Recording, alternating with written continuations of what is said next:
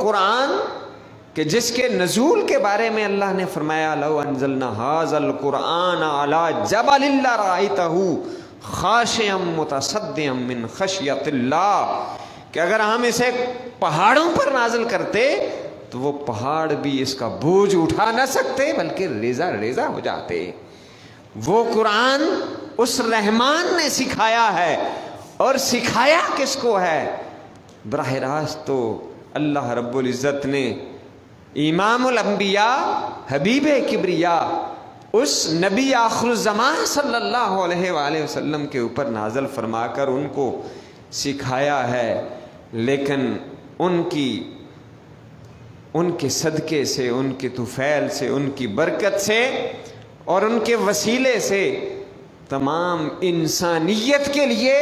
اس کے علم کو عام کیا ہوا ہے کہ حل من مدکر، ہم نے اس قرآن کو آسان بنایا ہے، لیکن کوئی اس کے اوپر غور و فکر کرنے والا تو ہو، کوئی اس کو سیکھنے والا تو ہو، کوئی اس بحر بے قرار سے رہنمائی حاصل کرنے والا تو ہو۔ ہم تو مائل بکرم ہیں، کوئی سائل ہی نہیں، راہ دکھلائیں کسے، کوئی رہ روے منزل ہی نہیں۔ یہ قرآن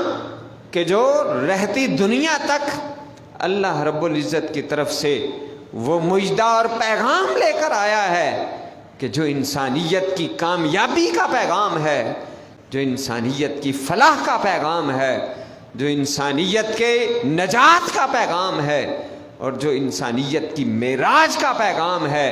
اس پیغام کو، اس علم کو، اس قرآن کو اس رحمان نے سکھایا ہے۔